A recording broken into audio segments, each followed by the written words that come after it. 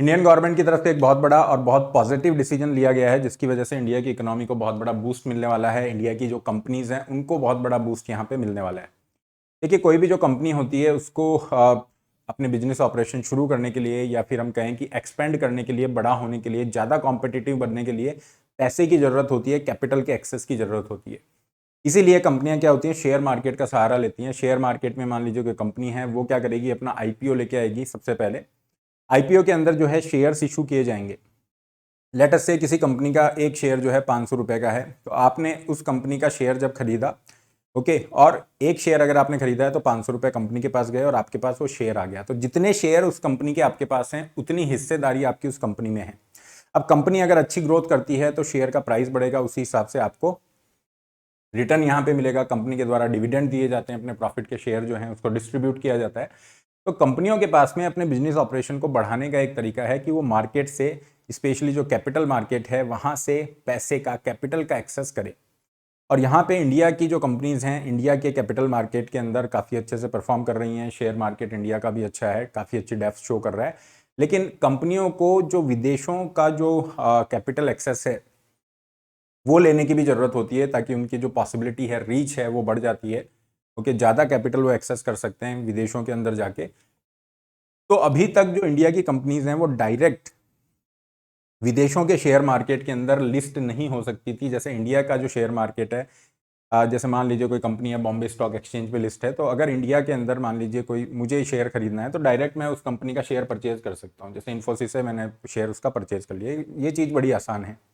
लेकिन इस तरीके से जो फॉरेन कंट्रीज हैं, विदेशों के जो एक्सचेंजेस हैं, या न्यूयॉर्क स्टॉक एक्सचेंज की बात करें, या फिर जो भी और फॉरेन एक्सचेंजेस है, वहां पे इस तरीके से अभी तक जो है भारतीय कंपनियों की डायरेक्ट लिस्टिंग अलाउ नहीं थी। डायरेक्ट लिस्टिंग अलाउ नहीं थी। अब सरकार ने यहाँ पे भारतीय कंपनियों की डायरेक्ट लिस्टिंग जो है अलाउ कर दी है कि फॉरेन एक्सचेंजेस में आप डायरेक्ट लिस्ट हो सकते हो। तो वहां पे मान लीजिए यूएसए में बैठा कोई व्यक्ति अब डायरेक्ट जो है इन्फोसिस के शेयर खरीदना चाहता है तो वो खरीद सकता है। इससे इन्फोसिस को भी फायदा है, वहां बैठे व्यक्ति को भी इन्वेस्टमेंट अपॉर्चुनिटीज बहुत ईजिली मिल रही हैं। तो क्या अभी वर्तमान में ऐसी कोई मैकेनिज्म नहीं थी जिसके माध्यम से इंडियन जो कंपनीज हैं फॉरेन एक्सचेंजेस में लिस्ट नहीं हो सकती हैं? लिस्ट तो हो सकती हैं, अभी भी मैकेनिज्म है, उसकी भी डिस्कशन करेंगे क्योंकि वो भी इंपॉर्टेंट है। और अभी ये जो मूव लिया है सरकार ने, इससे क्या फायदा होने वाला है, क्या बेनिफिट होने वाला है, उनकी भी चर्चा करेंगे। फाइन। तो इंडिया की जो कंपनीज हैं, अब इंडिया में वो कंपनी चाहे लिस्टेड है शेयर मार्केट में या अनलिस्टेड है, कोई भी वो कंपनी हो, डोमेस्टिक कंपनी, वो अपने शेयर को डायरेक्टली फॉरेन एक्सचेंज में लिस्ट कर सकती है। और किसके माध्यम से करेगी? International financial service centre, IFSC, ये बनाया गया है गुजरात की गिफ्ट सिटी के अंदर। गुजरात के अंदर जो है गिफ्ट सिटी हमने यहाँ पे बनाई है। हमारा उद्देश्य है कि इंडिया को एक फाइनेंशियल हब के रूप में डेवलप करें। जैसे आप देखेंगे आज लंदन एक बहुत बड़ा फाइनेंशियल हब है, तो इस तरह से हमने international financial service centre Gujarat में बनाया। और ये क्या कर रहा है, जो भी इंटरनेशनल लेवल के जो ट्रांजेक्शन है, फाइनेंसेस से रिलेटेड जो भी मैटर्स हैं, जैसे कंपनियों का मर्जर हो गया, एक्विजिशन हो गया, कंपनियों को कोई भी, जैसे हम यहाँ पे कह रहे हैं कैपिटल रेज करना है ना, फंड रेजिंग है, रिस्क मैनेजमेंट ऑपरेशंस हैं, टैक्स मैनेजमेंट है, इस तरह की बहुत सारी सर्विसेज IFSC यहाँ पे देता है, जिसको कहाँ पे बनाया गया है? गुजरात की गिफ्ट सिटी के अंदर इसको बनाया गया है। तो यहाँ पे जो एक्सचेंज होगा उसके अंदर जो, उसके माध्यम से जो है कंपनियां फॉरेन एक्सचेंज में अपने शेयर को डायरेक्टली लिस्ट कर सकती हैं। और इसके लिए 2018 में इंडिया का जो सिक्योरिटी मार्केट का रेगुलेटर है, SEBI, security exchange board of India, उसने रिकमेंडेशन दी थी कि ये अलाउ किया जाना चाहिए। हालांकि 2020 में भारत सरकार ने अनाउंसमेंट भी कर दी थी, लेकिन इसके इम्प्लीमेंटेशन के लिए कोई कदम नहीं उठाया था। अब क्या हुआ है, अब गवर्नमेंट ने कह दिया है कि हाँ, हम इसका इम्प्लीमेंटेशन कर रहे हैं। हालांकि इसको 3 साल हो गए लगभग अनाउंस किए, लेकिन अब हम इसके लिए मैकेनिज्म तैयार हमने कर दी है, जो भी कुछ चेंजेस होंगे कंपनीज एक्ट वगैरह में। तो अब इंडिया की कंपनियां जो हैं डायरेक्ट यहाँ पे फॉरेन एक्सचेंज के अंदर लिस्ट हो सकती हैं, बड़ा आसान हो जाएगा।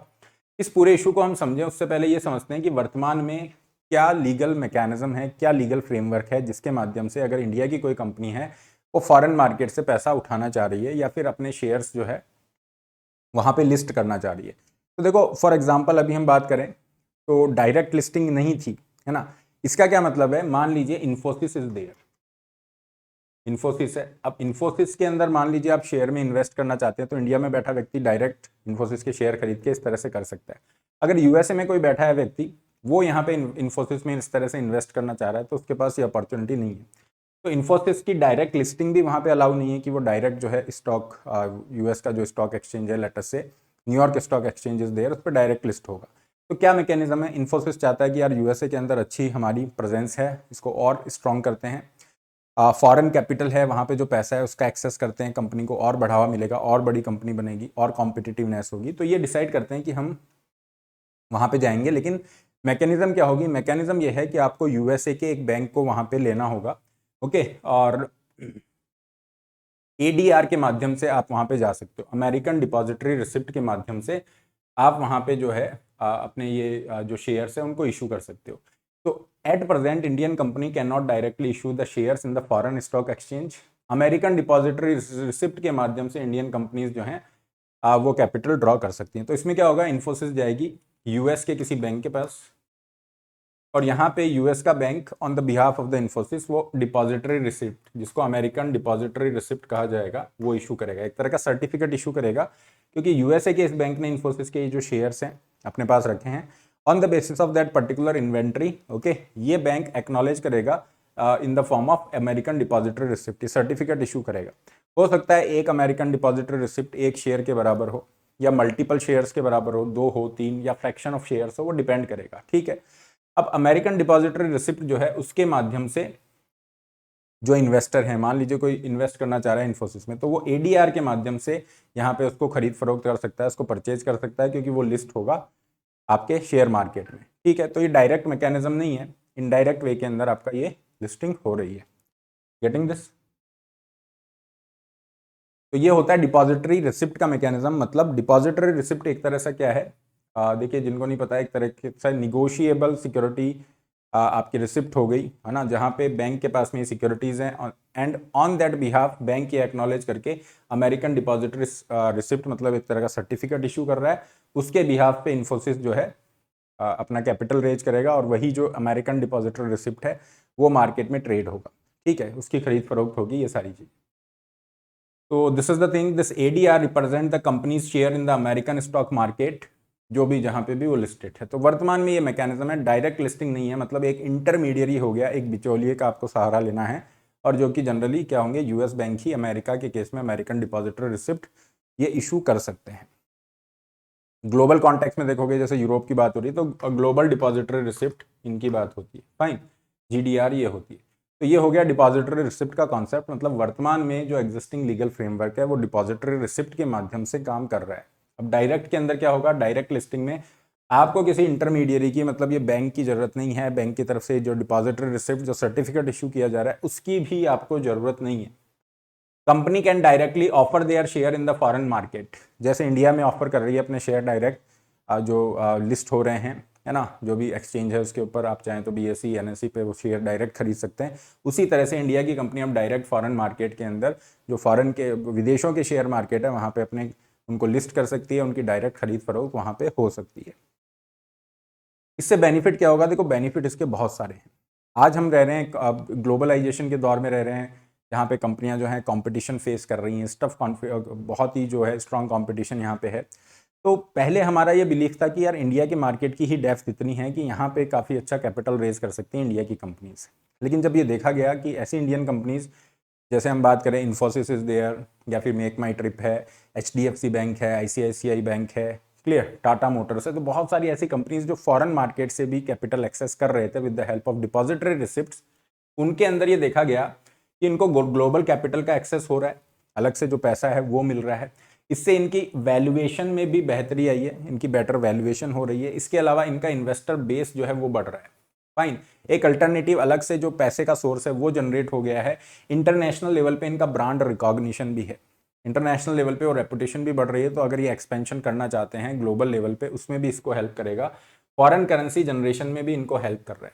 तो जब ये देखा गया कि इनके अंदर बहुत पॉजिटिव ये आउटलुक आ रहा है, तो फिर 2018 में सेबी ने इसका रिकमेंडेशन दिया, 2020 में सरकार ने इसको अनाउंस किया, और फाइनली अभी गवर्नमेंट ने क्या है, अनाउंसमेंट के बाद इसके इंप्लीमेंटेशन को इंश्योर किया कि हाँ अब कुछ ही समय में आपका इसको अलाउ कर देंगे, डायरेक्ट लिस्टिंग हो जाएगी। तो इससे ये सारे बेनिफिट इंडिया की कंपनीज को मिलने वाले हैं, और इसका फायदा क्या होगा, अब इंटरमीडियरीज एक्सक्लूड हो गए हैं, ठीक है, किसी डिपॉजिटरी रिसिप्ट या इंटरमीडियरी जो बैंक है उसकी जरूरत नहीं है, ओवरऑल ट्रांजेक्शन कॉस्ट कम होगा, ट्रांसपेरेंसी भी बढ़ेगी। देखो होगा क्या, इंडिया की जो कंपनियां हैं जिनको वहाँ पे लिस्ट किया जा रहा है, तो उनको अपने जो डेटा है ना, फाइनेंशियल डेटा रिगार्डिंग वो जो भी इंफॉर्मेशन है वो वहाँ पे मेंशन करनी होगी, ताकि इन्वेस्टर के इंटरेस्ट जो है सिक्योर हो सकें। तो इससे क्या हो रहा है, ट्रांसपेरेंसी भी बढ़ेगी। इंफॉर्मेशन डिस्क्लोजर के लिए जो इंटरनेशनल नॉर्म्स हैं वो हम यहाँ पे फॉलो कर रहे हैं। Best practices for the listing rules, ये चीज़ें फॉलो की जाएंगी। तो ये सारे बेनिफिट यहाँ पे मिलने वाले हैं। और सबसे बड़ी बात है कि इंडिया जो है इमर्जिंग इकोनॉमी है, हमें बहुत सारे पैसे की, कैपिटल की जरूरत है। स्पेशली इंडिया के अंदर जो स्टार्टअप इकोसिस्टम है, ऐसी कंपनियां जो नई नई क्रिएट हो रही हैं, उनको बहुत बढ़ावा मिलेगा। क्यों? क्योंकि मान लीजिए कोई कंपनी है अभी यहाँ पे लिस्ट नहीं हुई है, इंडिया के मार्केट में लिस्ट नहीं हुई है, उसके पास ये अपॉर्चुनिटी है कि फॉरेन मार्केट में अगर उसके क्रीडेंशियल्स अच्छे हैं, मान लीजिए लास्ट 3 ईयर में उसका जो प्रॉफिट है ना, असेट कैलकुलेशन है, पेड अप कैपिटल है, वट एवर इट इज़, जो भी उनके क्राइटेरिया उस पर वो खरी उतर रही है, तो फॉरेन मार्केट में लिस्ट होके वो यहाँ पे पैसा उगा सकती है। तो इंडिया के स्टार्टअप इकोसिस्टम को बहुत बड़ा बूस्ट मिल रहा है। ठीक है, ओवरऑल इंडिया की जो कंपनीज हैं उनकी कॉम्पिटिटिवनेस को भी ये बढ़ाएगा। इंडिया की कंपनीज को ग्लोबल रिकॉग्निशन, एक ब्रांड मिलेगा। और आप देखेंगे कि एक्सपेंशन, जो एमएनसीज हैं उनको एक्सपेंड करने में भी हेल्प करेगा। तो ओवरऑल बहुत अच्छा डिसीजन है, इंडिया की इकोनॉमी के लिए बहुत एक अच्छा बूस्ट माना जा सकता है। ठीक है, ये ध्यान रखें, एग्जाम पॉइंट ऑफ व्यू से ध्यान रखना है डिपॉजिटरी रिसिप्ट क्या होती है, किस तरह से कंपनीज पहले ये लिस्ट कर रही थी, इनडायरेक्ट जो लिस्टिंग थी वो कैसे थी, और अभी क्या चेंज होगा। ये कुछ चीज़ें आप ध्यान रखें, एग्जाम परस्पेक्टिव से इंपॉर्टेंट है। This is all for today. ये टेलीग्राम चैनल है जिस पे आप मुझे ज्वाइन कर सकते हैं। और इसके अलावा जो बच्चे यूपीएससी की तैयारी कर रहे हैं, अगर आप आईएएस आईपीएस बनना चाहते हैं तो घर बैठे आप कंप्लीट प्रिपरेशन कर सकते हैं अनअकैडमी के प्लस प्लेटफॉर्म के साथ। अनअकैडमी में लास्ट ईयर बहुत ही अच्छा रिजल्ट रहा, फाइनल सिलेक्शन में 1/3 सिलेक्शन अनअकैडमी की तरफ से है। अनअकैडमी पे आप सब्सक्रिप्शन लेते हैं प्लस का, उसमें एक ही बार फीस देनी है, उसी फीस में आपको अनअकैडमी पे जितने भी एजुकेटर हैं प्लस प्लेटफॉर्म पे, किसी से भी आप पढ़ सकते हैं, कितने भी समय तक क्लासेस देख सकते हैं, कोई लिमिट वहाँ पे नहीं है, कितनी भी बार उस क्लास को देख सकते हैं, रिवाइज कर सकते हैं, कंप्लीट स्टडी मटेरियल मिलता है। उसी फीस में आपको प्रीलिम्स मेंस की test series, answer writing, evaluation, doubt solving भी मिल जाती है। अभी आपके जो है 50% तक के डिस्काउंट चल रहे हैं। सब्सक्रिप्शन का लिंक जो है कमेंट बॉक्स में पिन है। Use the code RB Live to get maximum available discount and personal guidance. आपकी फीस जो है ये 31 से बढ़ रही है, तो आप ये जो डिस्काउंट्स है, ऑफर है, इनका बेनिफिट भी ले सकते हैं। जो बच्चे नेक्स्ट ईयर अगर प्रीलिम्स क्लियर करते हैं तो मेंस तक की preparation free of cost offline mode में अनअकैडमी आपको ऑफर करता है। नए बैचेस 3 अगस्त से चल रहे हैं, 31 जुलाई से फाउंडेशन बैच आपका शुरू हो रहा है।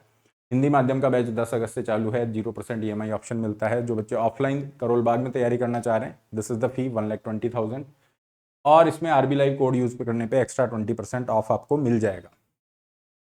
हिंदी माध्यम की मैगजीन के लिए भी आप जा सकते हैं free of cost, Unacademy website से डाउनलोड कर सकते हैं। That's all for today, have a great day, don't forget to like, share, subscribe.